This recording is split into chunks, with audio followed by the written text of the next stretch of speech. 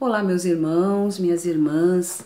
Estamos aqui mais uma vez reunidos através desse canal que nos proporciona as palestras, né, e que nos faz nos ligar à nossa casa, da qual nós estamos com tanta saudade, né, mas logo logo nós estaremos todos reunidos. Mas enquanto esse tempo não chega, estamos aqui realizando essa tarefa de reflexionar a respeito de um trecho do Evangelho, do nosso Evangelho, o Evangelho segundo o Espiritismo. E abrindo o Evangelho, nos caiu hoje o capítulo 17, Sejam Perfeitos, e o item 7, o dever. Lázaro, Paris, 1863. O dever é a obrigação moral do homem, primeiro para consigo mesmo, e em seguida para com os outros. O dever é uma lei da vida, pois é encontrado tanto nos atos mais simples como nos mais elevados. Quero examinar aqui apenas o dever moral e não o dever que as profissões impõem. O dever é um sentimento muito difícil de ser cumprido, pois está em oposição com os interesses materiais e os interesses do coração. Quando cumprimos com o dever, não fazemos mais nada do que a nossa obrigação e não nos elogiamos por isso. Quando não cumprimos, também não permitimos que nossa consciência nos repreenda. O dever íntimo do homem é governado pelo seu livre-arbítrio. A consciência está sempre o advertindo contra as condutas erradas. Ainda assim, ele muitas vezes se deixa levar pelos enganos da paixão. O homem se eleva quando observa fielmente os deveres do coração, que nada mais são que os seus valores interiores. Mas como esses deveres podem ser determinados? Onde começam? Onde terminam? Os deveres começam precisamente no ponto onde se ameaça a felicidade ou a tranquilidade do próximo e terminam no limite em que não se desejaria ver a própria felicidade ou a tranquilidade ameaçadas. Deus criou todos os homens iguais perante a dor. Pequenos ou grandes, incultos ou esclarecidos, todos sofrem pelas mesmas coisas, a fim de que cada um avalie, de maneira consciente, o mal que pode fazer. O mesmo critério de que todos são iguais perante a dor não pode ser aplicado para o bem, pois nem todos são iguais em suas capacidades de fazer o bem. A igualdade perante a dor é uma sublime providência de Deus, pois Ele quer que seus filhos, instruídos pela experiência comum, não pratiquem o mal, alegando a ignorância de seus efeitos. Na prática, o dever reflete todas as virtudes morais. É uma fortaleza da alma que enfrenta as angústias da luta diária. O dever é severo e dócil. Está sempre pronto a se submeter às mais diversas situações, mas permanece sempre firme perante as tentações. Aquele que cumpre seu dever ama mais a Deus do que aos homens, e aos homens mais do que a si mesmo. É, ao mesmo tempo, juiz e escravo em causa própria. O dever é o que a razão possui de mais belo. Ele provém da razão, assim como o filho provém de sua mãe. O homem deve amar o dever, não porque ele o preserve dos males da vida, aos quais a humanidade está sujeita, mas porque ele fornece à alma a força necessária ao seu desenvolvimento. Nos estágios superiores da humanidade, o dever se apresenta sob uma forma mais elevada. A obrigação moral da criatura para com Deus nunca cessa. Ela deve refletir as virtudes do Criador, que não aceita um esboço imperfeito, pois quer que a beleza de sua obra resplandeça aos seus próprios olhos. Então aqui, né, meus irmãos, nós já temos o assunto para reflexionarmos, não é? Um capítulo bem interessante, né? Como já falamos, o título é Sejam Perfeitos. Não é um pedido, é uma ordem, né? Que sejamos todos perfeitos. E se a gente ainda não é, mas nós estamos buscando essa perfeição. Porque, como diz aqui a última frase, né? Que o Criador não aceita um esboço imperfeito. Ele quer que a beleza da sua obra, que somos nós, né? Nós somos a obra de Deus, somos criaturas, né, de Deus. Ele quer que nós resplandecemos aos olhos dele. Então, esse capítulo está querendo nos mostrar? Que a gente tem condições. Nós ainda não somos perfeitos, mas somos perfectíveis. E aí, a lição de hoje, o texto de hoje, o dever, né? Que todos nós sabemos, quando a gente estuda, se fala muito nos deveres e nos direitos. Mas aqui o texto está abrangendo o dever como obrigação moral, o dever como lei da vida, né? E Lázaro veio nos instruir sobre o dever moral que cada um de nós tem, porque já foi plantado na nossa consciência. O que seria esse dever moral, né?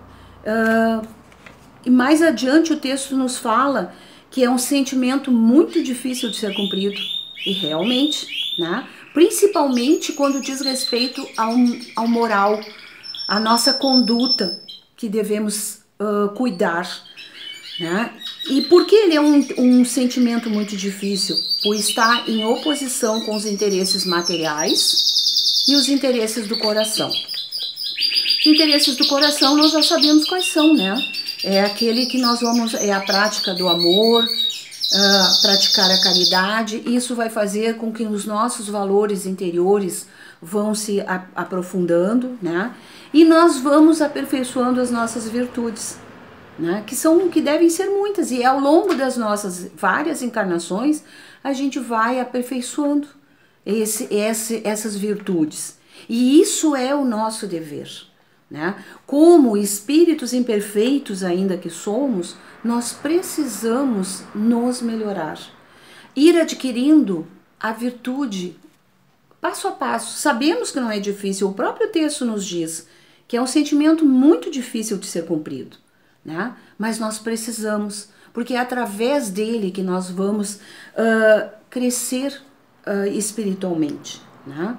Então, depois, mais adiante, nos traz assim aquela frase que diz: o dever íntimo do homem é governado pelo seu livre-arbítrio. Deus, ao nos criar, ele nos colocou livre-arbítrio. O que é isso? É a nossa liberdade. É a liberdade de agir, a liberdade de ação, para que nós possamos cumprir o nosso dever. Mas o livre-arbítrio também é complicado, né?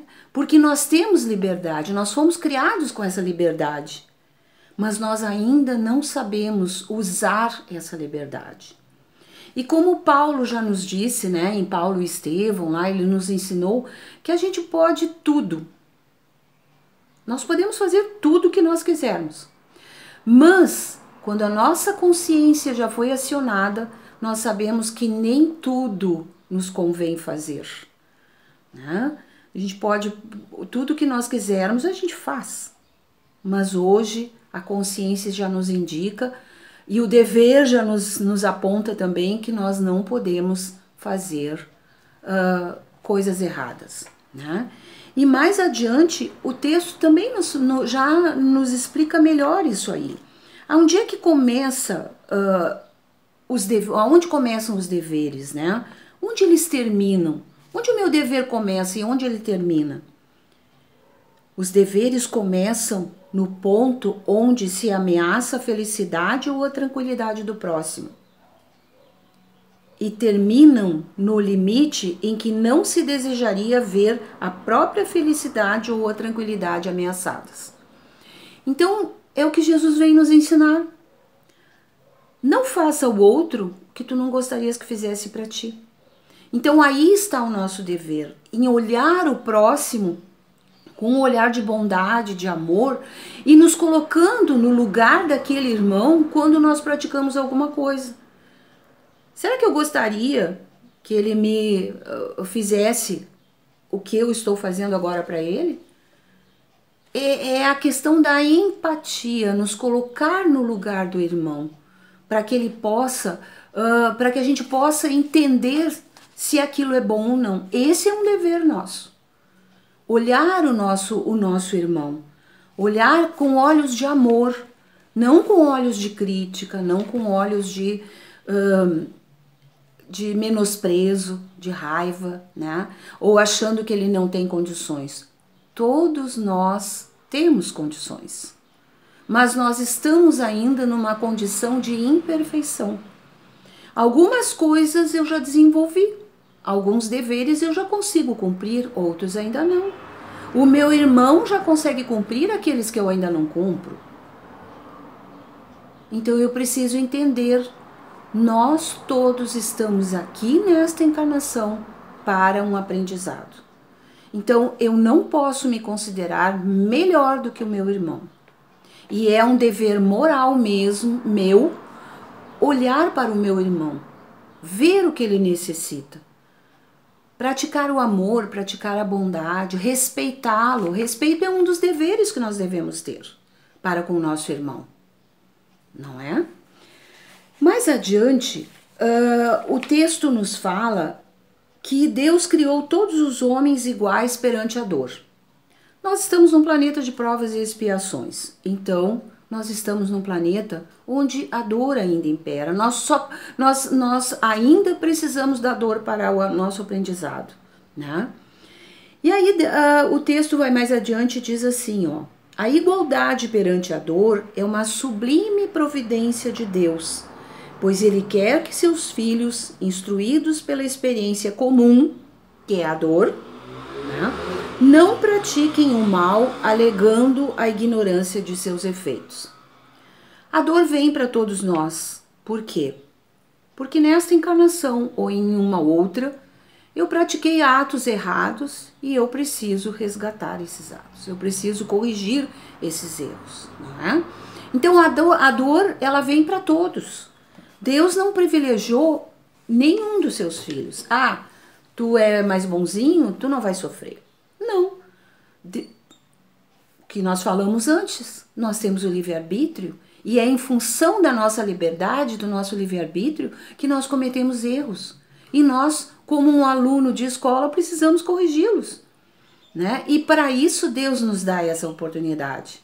Através do quê? Através da encarnação. Porque nós vamos poder vir e corrigir esses erros que praticamos nesta encarnação ou nas encarnações anteriores, né? Então nós somos todos iguais perante a dor. E agora nós o planeta todo está em pé de igualdade, porque todos nós estamos passando por essa dor, por essa pandemia. Claro que está atingindo mais a uns do que a outros, mas era uma dor necessária. Nós não estávamos cumprindo nossos deveres e aí foi necessária uma parada para que a gente possa refletir, possa voltar-se para dentro de nós mesmos, nos olhar, nos corrigir e olhar para o nosso irmão com olhos de ver as necessidades que eles estão tendo também, assim como nós. Claro que para uns essa dor veio mais intensa, colocando pessoas no hospital, fazendo com que elas desencarnassem por causa dessa pandemia, por causa dessa doença. Mas essa é uma dor que veio para ensinar a humanidade inteira, né? E nós precisamos passar por ela com confiança, crendo que Deus ama muito seus filhos. Parece meio contraditório, né? Nós dizermos que Deus ama muito a todos os seus filhos quando nós estamos passando por uma dor coletiva, né? Mas quem foi que criou tudo isso? Fomos nós, com as nossas imperfeições, com as nossas imprevidências, não cumprindo os nossos deveres morais, não procurando nos melhorar. não seguindo o exemplo do nosso Mestre Jesus, que veio para isso, para nos deixar um exemplo de amor, de caridade, de humildade.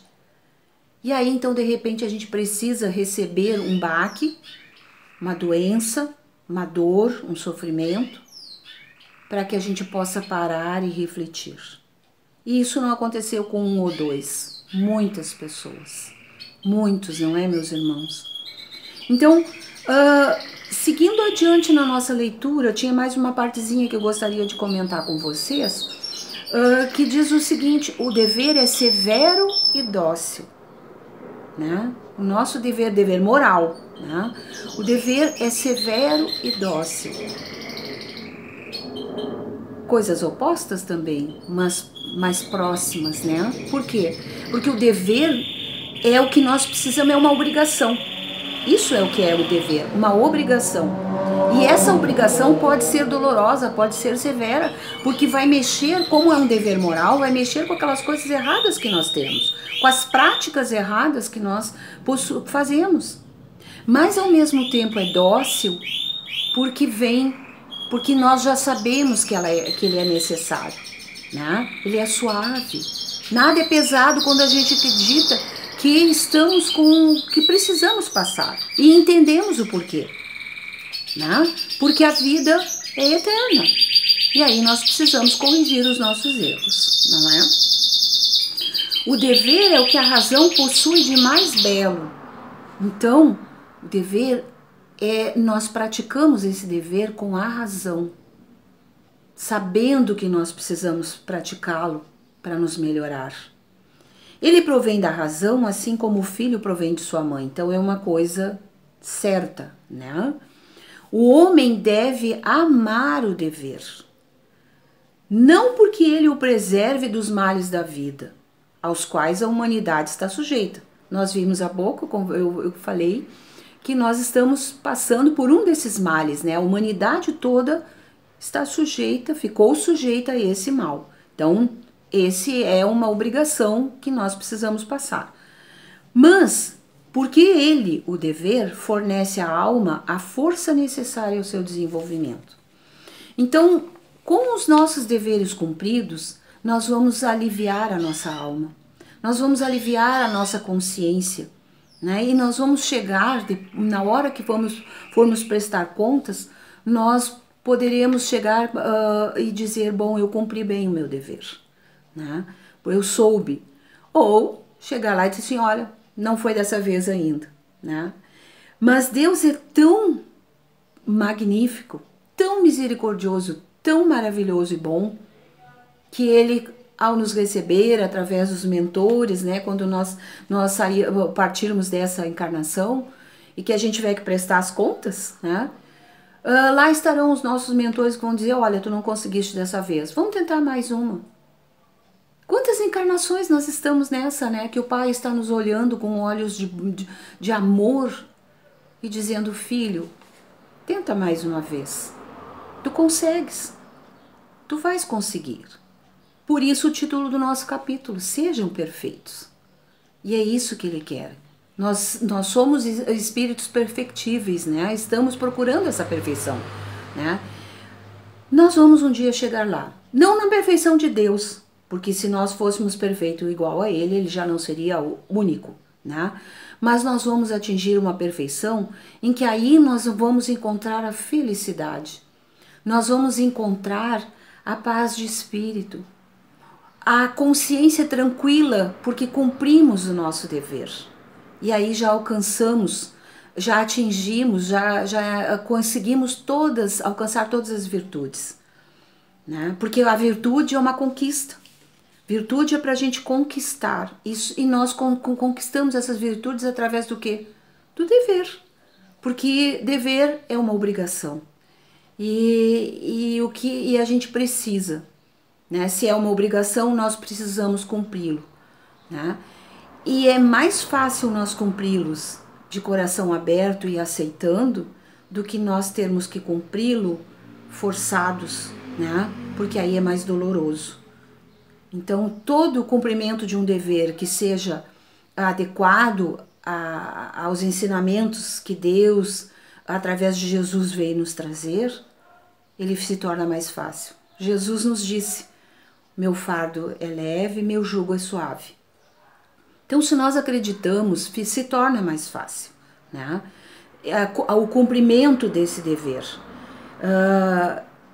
E com isso, meus irmãos, a gente vai se aperfeiçoando. Não é fácil? Não, como o próprio texto nos diz, não é? Nos disse ali, o dever é um sentimento muito difícil de ser cumprido. Mas se nós quisermos cumprir, nós vamos conseguir, né? E a gente, na oração do Pai Nosso, a gente o que diz? Que seja feita a tua vontade, Pai. E qual é a tua vontade para conosco? Que sejamos perfeitos, né? Porque como termina a frase desse texto, ele nos coloca, eu já tinha lido, né? A obrigação moral da criatura para com Deus nunca cessa. A obrigação moral da criatura, ou seja, nossa, né? Para com Deus nunca cessa.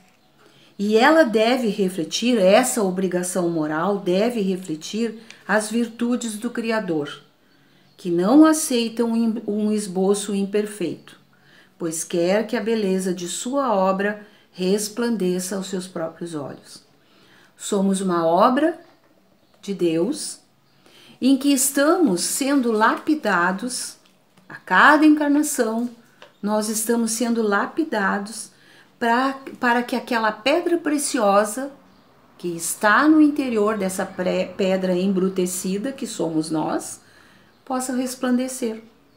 Então, precisamos trabalhar nessa parte, trabalhar o dever de todos nós, aperfeiçoar, cumprir os nossos deveres, né? Cumprir todos os nossos deveres para que possamos um dia chegar no plano espiritual e dizer: conseguimos. Muito obrigado, meus irmãos, por mais essa oportunidade, obrigado pela paciência, né, de mais uma vez nos ouvir, né, e nos encontramos ainda através desse canal maravilhoso. Obrigado.